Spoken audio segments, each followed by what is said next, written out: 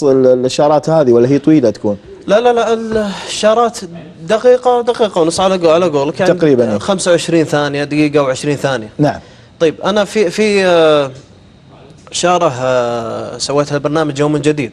تو الآن يعني البرنامج استحدثوا فيه أشياء جديدة من ضمنها إشارة جديدة فشلوا اللي كانت السابقة. خلينا نسمع الإشارة.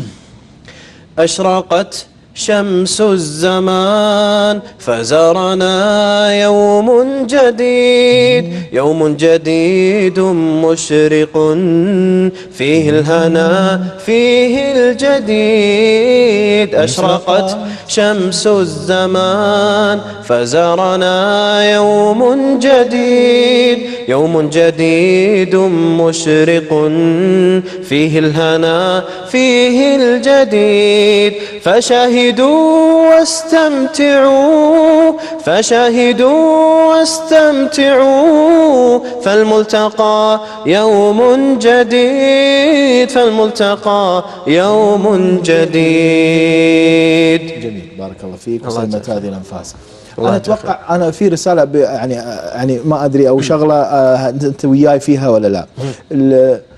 أنا ودي كل نشيدة منشد ينشد يعمل أي نشيدة إنه يرفقها بآهات ممكن تصلح. احنا كبرامج لما نعمل برامج تلفزيونية نحتاج إلى آهات بشرية، تدري ما نستخدم موسيقى. صحيح. فأنت تعمل أنت بالعكس هذا يعتبر شيء لك أنت أن الواحد يسمع الآهات يتذكرون نشيدتك فيها يعني. صحيح. يعتبر صحيح. انتشار للنشيدة نفسها يعني. هو طبعا هذه الإشارة على ذكر الآهات أبو ناصر أنا سجلتها بالشكل هذا اللي الآن أديته ورحت. فيوم جيت من بكرة عشان أسمعها بعد المكساج وكذا عشان أعتمدها ويبثونها قالوا لي إن يعني نحتاج اللحن جميل وكذا نحتاج آهات على نفس اللحن. دائما شوف دائما فقلت بسم الله أشغل المايك وسجلنا لها آهات وفعلا طلعت في البرنامج. هذه الآهات أنا أتوقع كل نشيدة تعملها حلو إن تعمل من وراها آهات. الآهات هذه حتى لو ما استخدمت في البرنامج نفسه بنستخدم في برامج ثانية. صحيح. يعني احنا عندنا برامج إذاعية برامج تلفزيونية نحتاج إلى يعني مو دائما نقدر نسوي نشيدة لكل برنامج. جميل. فآهات عسل ملي فيه يعني يكون شيء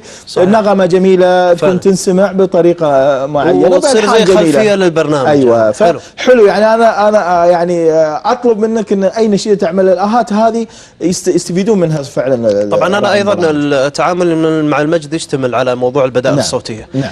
وفي بديل صوتي مشهور جدا للأسف أنه أول ما ظهر ما كان اسمي عليه وبالتالي الناس جهلت من اللي مديه. بعدين هل هو بس مجرد آهات بدون يعني هي فقط آهات بس آهات اللي هي برنامج حياتك.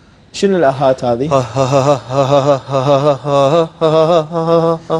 هذه كانت طبعا للأسف أنه ما كان ذكر اسمي في التتر.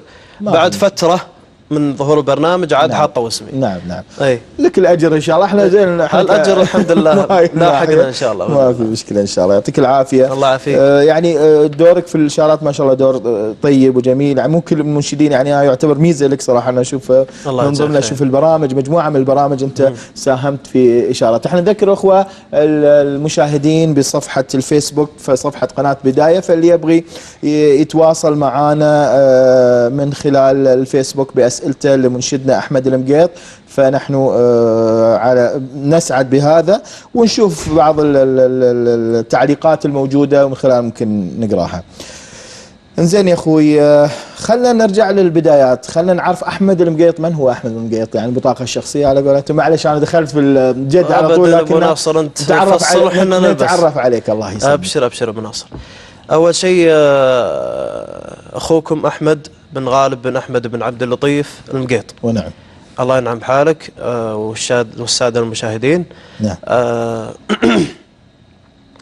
موظف اشتغل في شؤون الموظفين قسم شؤون الموظفين في احد شركات القطاع الخاص المشهوره. نعم. متزوج ولا الحمد. بيجونك الناس يبون شغل. والله ما ادخله يعني في ناس يتصل فيك يبي منك نشيد في ناس يبي وظيفه يبون شغل. يتصورون ان انت صاحب الحلال وانت مجرد موظف لا حول ولا قوه. فيكم الخير بركه ان شاء الله. اذا في يدك شيء ما تقصر دوام. الله يجزاك. طبعا احنا في خدمه الناس اللي نقدر نساعدهم. الله يحييك حبيبي. متزوج والله ولله الحمد منه ولي ابنين. نعم ما شاء الله. فارس وانس. ما شاء الله. اللهم لك الحمد الله يخليهم لنا. وش الشيء اللي تحبون بعد تعرفونه؟ نبي نسمع متى بديت النشيد وتاريخ النشيد عندك. بداية النشيد هذا معناته سؤال ثاني. اي طيب أنا في نقطة أحب أوضحها، يمكن سبق وأن قلتها في برنامج إبداع في قناة روائع. ما في مانع نكررها، يمكن قناة بداية لها جمهور ثاني. خلاص انت خليك معنا، خلي جمهور بداية يعرف أيضا المعلومات هذه. أنا طبعا والدي الله يخليه لي منشد سابق ما شاء الله. الوالد يوم كان في الثانوي وفي الجامعة كان يدرس في الكويت وقتها، طبعا كان منشد وشارك في أناشيد الكويت. أناشيد كان وقتها ما في أسامي للأشرطة، فيسمونها باسم الدولة اللي إصدرت منها الأشرطة. أناشيد الكويت 1، وبعدين نزلوا شيء الثاني سموه أناشيد الكويت 2، وعلى هالحالة إلى أن وصلوا إلى هي أناشيد معروفة للجيل القديم. لاحق عليها أبو ناصر أنت. أنا والله قبل ما نبدأ البرنامج تذكرت بنشيدة يعني من أناشيد الوالد الله يحفظه. فهذه الخلفية طبعا نستفيد منها شغلة، أو أنا شخصيا استفدت منها، أنه الوالد اوريدي منشد، بالتالي أنا يوم كنت صغير كان هو دائما يشغل في السيارة وفي البيت أناشيد اللي هو سجلها مع سلسلة أناشيد الكويت. أيضا كان بكثرة يشغل أناشيد أبو مازن، أناشيد أبو راتب، أناشيد الأساتذة الكبار العمالقة، جاسم هجرس الدكتور، أبو الجود، أبو دجانة، نعم، وسامي قنبر وغيره وغيره. فهذه الأناشيد حنا يوم حنا صغار كنا نرددها ونحفظها ونستمتع فيها. بعد مرور يعني سنوات طويلة، بعد ما كبرنا سبحان الله حسينا أن متشربين النشيد من الصغر. فاللهم لك الحمد كانت البداية ميسرة. أنا ما جيت مجال النشيد يعني كمو يعني واحد ما يعرف وش النشيد وقاعد هذا، لا جيت على خلفية الوالد الله يحفظه إن شاء الله. أنا كان ودنا أن يشاركنا الوالد، لكن قلت هو يعني والله الوالد ينام من وهل، احنا برنامجنا متأخر شوي. اي نعم. الله يحييه. فهذه الخلفية يعني ساعدتني كثير في مسيرتي الإنشادية. ما شاء الله. صحيح إني ما بديت يعني من صغري، كنت أردد أناشيد، وحتى كان في شريط موجود إلى الآن عندي، شريط كاسيت عمري 2 قاعد أنشد فيه. ما شاء الله. الوالد مسوي معي مقابلة وقال لي أنشد، فأنشد تذكر من الأناشيد أبو ناصر، عاد أنت لاحق على نعم. طريق الدعاء طريق الدعاء طريق الدعاء طويل، طريق الدعاء طويل وشاق. طبعا عاد بلفظ الصغير لها طعم. إيه، فهذه الأناشيد كنت أنا أنشدها من ذاك الوقت. أنا بدي صراحة معلش النشيدة هذه قد حار فكري، ودي يعني تنشدها وأنا بساعدك فيها إن شاء الله. طيب أنا بك تأخذ الكوبليه الأول عشان ما نتوهق. انزين. طيب بس أنا باخذ الثاني أنت خذ الأول. انزين باخذ لا أستطيع التكلم أنا أعرفها. طيب. بس الأولانية ما أعرفها عاد. طيب خير. يلا خير. هاي إخواني المشاهدين من الأناشيد الخالدة، الأناشيد القديمة لإخواننا في الكويت، في دولة الكويت، من الأناشيد الصراحة لها يعني اللحن جميل والكلمات جميلة، وصوت الوالد غالب بن أحمد المقيت صراحة صوته فيه أبدع فيه يعني صراحة، جزاه الله خير. طيب نبدأ أبو ناصر. نعم. تبي تنشد تعرفها قد حار فكري؟ أنت قد حار فكري تعرفها أنت ولا لا؟ كل سواليف سمعونا. انزين. طيب نبدأ أبو ناصر. يلا. استانس. الحبيب وياكم ولا هو؟ وياهم. طيب نبدأ أبو ناصر. قد طبق قد حار فكري، قد حار فكري واحتواني ألم وهم دائماني، قد حار فكري واحتواني ألم وهم دائماني، وتوقدت في مهجتي نار تراع بها اليدان، وتوقدت في مهجتي نار تراع بها اليدان. يدخل معي هنا. لا أستطيع تكلما والدمع صار كترجماني، لا أستطيع تكلما والدمع صار كترجماني، أبكي على زمن به كنا ذوي مجد وشاني، أبكي على زمن به كنا ذوي مجد وشاني، قد حار فكري واحتواني ألم وهم دائماني، قد حار فكري واحتواني ألم وهم دائماني، في مشكلة بالصوت في مهجتي نار تراع بها اليدان تدعو الحليم بحيرة لو أنه ثبت الجنان تدعو الحليم بحيرة ولو أنه ثبت الجنان وطفقت أبكي والدموع تناثرت مثل الجمان وطفقت أبكي والدموع تناثرت مثل الجمان. بارك الله فيك، جزاك الله خير. في شو المشكلة من الصوت يجي متأخر على في ديلي يا جماعة. باشمهندس وليد في مشكلة فضبط لي اياه. حتى لو يجي بس يضبط لنا باشمهندس يكون طيب. بارك الله فيك، الله يجزاك خير. انزين خلنا نبدأ الآن نشوف بداياتك. بداياتك ايش كانت وكيف كانت؟ طيب طبعا مع الوالد قلت لي دخلت المجال، تجاوزنا مرحلة الطفولة ومع الوالد والكلام هذا. نعم. جينا كان في عام 1414. نعم. كنت أنا مع مجموعة شباب، يعني كان زي ما تقول دعوة إلى الله سبحانه وتعالى وكذا. نعم. نحاول نستقطب الأعمار هذه اللي هي 13 14 نعم. سنة، نستقطبهم بحيث أنهم يكونون ناس صالحين ومهتدين يعني على يدينا بعد جميل. يعني جميل. هداية الله سبحانه وتعالى. مسألة تأخذون بيد بعض الشباب المنشدين. فكان انه في نسقنا مع احد المدارس انا كنت ادرس فيها. نعم. انا كنت المنسق انه يكون في برنامج بالليل، برنامج سمر، يعني جلسة شبابية زي الموجودة هنا. صح.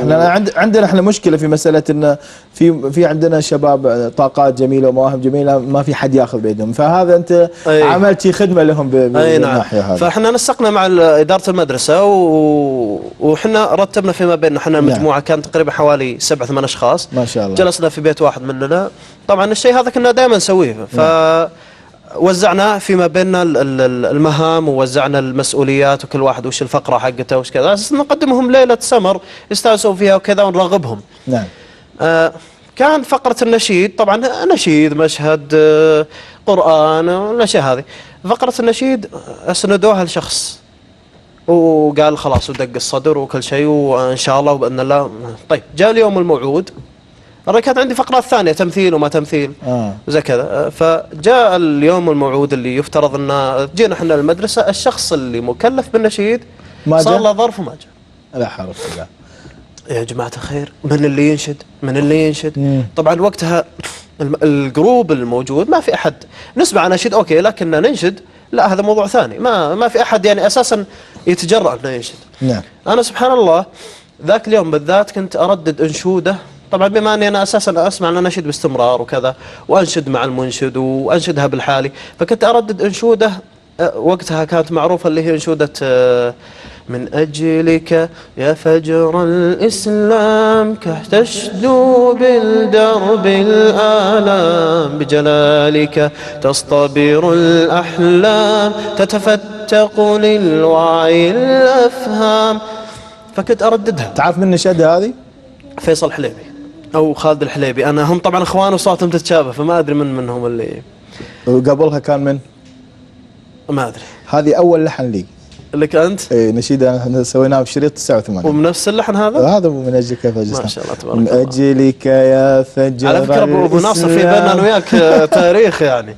لا قديمة ممكن. عرفت كيف؟ هذا الأنشودة يعني كنت أرددها ما عزف المقاطعة، فكنت أرددها ذاك اليوم. يوم انه قالوا من ينشد فطلعت انت قلت انا بنشد، دقيت الصدر وطلع الحبيب احمد المقيطي بينشد. ايش دخلك بالنشيد؟ ايش دخلك بالنشيد؟ ايش دخلك في النشيد؟ انت عندك الفقره الفلانيه. قلت طيب الرجال ما جاء، انا خلاص بنشد. تنشد طيب لا توهقنا لا تفشلنا مدري ايش. وانا متحمس. طيب بدا الحفل وفقره كذا فقره كذا. الان مع نشيد مع الطالب احمد المقيط. طبعا انا اللحن حافظه والكلمات حافظها والاداء وكذا متمرس عليه. جيت بنشد سبحان الله تملكني خوف فظيع. ايه وقفه يعني احس اني قاعد اتنفس من خرم ابره سبحان الله، حد يخنقك، مخنوق. ضيعت اللحن، ضيعت الكلمات، قمت اخذ يعني الكلمه الواحده قطعها 3-4 مرات من كثر الخنقه اللي والكتمه اللي حسيت فيها. ضيعت اللحن ووجهي صار يعطي الوان وحالتي حاله. المهم اني ما ادري شلون عدت الفقره هذيك ووقفت. قالوا يعني جزاك الله خير وكذا كذا. جزاهم الله خير المجموعه. زين. ما يعني تكلموا فيني وهزوني يعني وكذا، شجعوني. ممتاز. جزاك الله خير. وهذا الشيء الصح، لأنه خصوصا أول مرة لازم يحطون ببالهم الناس. أيوة. أنا لما أطلع أول مرة في أي مجال، خصوصا أنت يعني ما كنت جاهز، فأنا أحط في بالي ترى حاجز الخوف، وحاجز إنه ما حافظ يمكن نشيدة، حاجز إنه هو ما تدرب على النشيدة، وحاجز حواجز كثيرة قدام يعني. ناس أصلا. إيه مسألة وقفة الناس إلى هذيك اللحظة ما عمري أنشدت قدام ناس. أنشد بالبيت، أنشد صحيح بيني وبين نفسي. نعم. لكن الوقفة صعبة. الوقفة صعبة. حوالي 15 شخص جالسين على الأرض وأنت قاعد تنشد قدامهم أول مرة. نعم. صعبة جدا. شاهد الكلام بعد ما انتهيت الفقرة يعني تشكروا الجماعة وكذا. عقب ما طلعنا احنا والمجموعة حقتنا في السيارة جزاك الله خير وكذا كذا، ما في واحد منهم قال ضحك ولا يعني شجعوك. هذه اعطتني دفعة. قلت انا طيب الحين انشدت، وش المانع اني يعني استمر في مجال النشيد واني اكون منشد مستقبلا الى شلون لو هم ثبطوك من البدايه وقفت وقتها خلاص. شنو يتكلمون عن الناس وهذه. ايوه سبحان الله. من وقتها فرملت وشفت لي طريق ثاني. نعم. والافضل من كذا والاجمل انه بعد هذا اللقاء كان في رحلات ومخيمات ومراكز صيفيه ينادوني يقولون لي انشد. ما شاء الله. وبس ومع مرة الوقت ثانية، مرة ثالثة، مرة رابعة، والله صار يعني الواحد عنده صار في قبول عند الناس وصار في يعني أنا ما أقول لك إنه صوتي جميل ذاك الوقت، لكن إنه يعني صار في أحد ثاني غير الشخص هذاك، في ما لو راح سافر أي شيء إلا والله يعني حتى كان موجود أنا وياه ننشد مع بعض. استمرنا على الحالة هذه، جينا للمراكز الصيفية، مخيمات، رحلات، ما أدري إيش. المهم إلى أن وصلنا إلى 1418. هنا عاد قررت اني ادخل مجال النشيد بشكل رسمي. قلت انا اتمنى اني اشوف استوديو وبشوف هالناس هذه شلون تنشد وشلون تراكات وشلون ما العالم هذا ما عاد قد دخلته، يعني بمجرد اني انشد كذا في مراكز. رحنا كلمت واحد من الشباب برضو مهتم في النشيد وكذا الله يذكره بالخير، واتفقنا انا وياه واخذته معي في السياره وهو يدل الاستوديو، ورحنا الاستوديو طقنا عليهم باب ودخلنا بسم الله، سماعات الكبر وميكروفون وبسم الله الرحمن، يعني عالم ثاني. انا قاعدين نكتشف يعني شيء خطير ذاك الوقت. انت ذكرتني طبعا قبل انا كنت ما اعرفك، فانت تبي تذكرني في ان التقيت فيه قبل. اي فتذكر الان قاعد يعني الموقف الان في بالي، كان في مهرجان ابداع الثاني في اي سنه تقريبا؟ مهرجان ابداع في عام 1420 قبل 13 سنه شيء زي كذا. فكنت رايح انا كان محمد الحسيان معانا، كان معانا سمير البشيري وعلي العنزي. ايوه وشرفتنا انت. ايوه فاتذكر انت اخذتنا على تراوينا استوديو. اي نعم. ففي الطريق كنت تسمعنا صوتك حتى، يعني فهمتني صح ولا لا؟ تذكرتنا. اي نعم. كنت تنشد اناشيد وهناك والله ما شاء الله تتذكر ابو ناصر. الحين شوي قدرت قاعد تتذكر. كان ما شاء الله تبارك الله المجموعه كلهم عمالقه. استوديو كان جديد. نعم. وسمعنا لك عملين سمعتنا اياه ذيك الايام يعني ما شاء الله. لا بس هذا الايام اللي تتكلم عنها ابو ناصر انا يعني بديت بس لا جاء في بالي الحين قاعد اتذكر. لا الموقف هذا انا ما انساه. انا من اساسا من قالوا لي انه عقيل اللي قلتها لازم اجيب له السالفه هذه. صحيح. ما شاء الله عليك تذكرتها انت. لا الحين قاعد يعني الذاكره. فبدينا اقول لك في الاستوديو هذا للاسف كان تعاطي المهندس والمجموعه هذيك اللي في الاستوديو ما كان ايجابي صراحه، او ما كانوا حرفيين يمكن. لا هم محترفين. كان الاستوديو وقتها يعني سمعته ضاربه، لكن منشد جديد واحد جاي يعني يتعلم نشيد في نظرهم ما يهتمون له.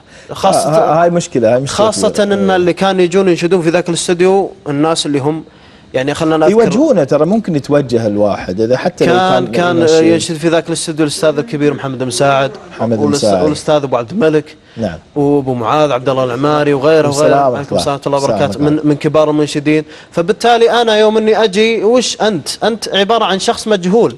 شوف شلون في ناس شجعوك ومشيت، في ناس ما يقولوا لك اياها بلسانهم لكن بافعالهم وطريقه التعامل. ان هذا الشيء هذا. قعدت معهم سنتين ما طلعت منهم الا بنشيده واحده في شريط وما طلع هذا الشريط. سبحان الله. سبحان الله. زين. وبعدها عاد تعرفت على الاستاذ سلطان مسعود، كان تو فاتح استوديو اللي هو الاستوديو اللي شرفتونا فيه، واستاذ سلطان المسعود احتوى موهبتي وبدينا انا وياه، وبدا في الاستوديو انا يعني كملت معه في النشيد. نعم. واشتغلنا الحمد لله يعني شغل طيب، طلعنا شريط معارضات، شاركت ببعض الاناشيد عنده، فكان في ذيك الفتره مهرجانات سجلت اناشيدها عنده، يعني كان في تعاون قوي بيني وبين الاستاذ سلطان مسعود. رافقني في البدايات الاستاذ عادل هواريني ابو محمد، مس عليه بالخير، اتوقع يسمعني الحين ويشوفني. نعم. بدينا اللهم لك الحمد، يعني بدايه قويه ذيك الفتره الحمد لله. طبعا عاد خلاص ظهر الاسم، بالتالي تروح اي استوديو يستقبلك، يسجل عنده كذا. عندك شريط، تقريبا كم شريط طلعت انت؟ والله اشرطتي الخاصه الان 2 الموجوده في الساحه، لكن البقايا كلها مع حد ثاني ولا مجموعه؟ لا، هذه الاشرطه لي كلها بالحالي، يعني كل الشريط انا مسويه بدون احد ثاني، حتى الكورال. تقول شريطين بس؟ شريطين اللي لي، لكن باقي الاشرطه مشاركات مع مجموعه منشدين، يعني من اشهرها مشاركتي في شريط دروب اللي هي انشوده يلومونني، كان معنا مجموعه كبيره من المنشدين، من اشهرهم واكبرهم الاستاذ محمد حسيان ما شاء الله، عملاق النشيد، والاستاذ سمير بشيري، ومجموعه يعني كانت طيبه، في بعضهم مبتدئين، بعضهم وبعضهم ما شاء الله تبارك الله. الله يعطيك العافيه ان شاء الله. خلينا نسمع نماذج من الاناشيد اللي هي المسجله من عبر اللي يبغي ينزل اي انشوده من اناشيد منشده احمد المقيط من خلال النغمات الان تسمعونها، ثم نرجع لكم مره ثانيه ونبدا ناخذ شويه اسئله. صراحه مجموعه كبيره من الاسئله جاتنا ونحاول يعني ناخذ بعضها. يعطيكم العافيه ونشوفكم ان شاء الله.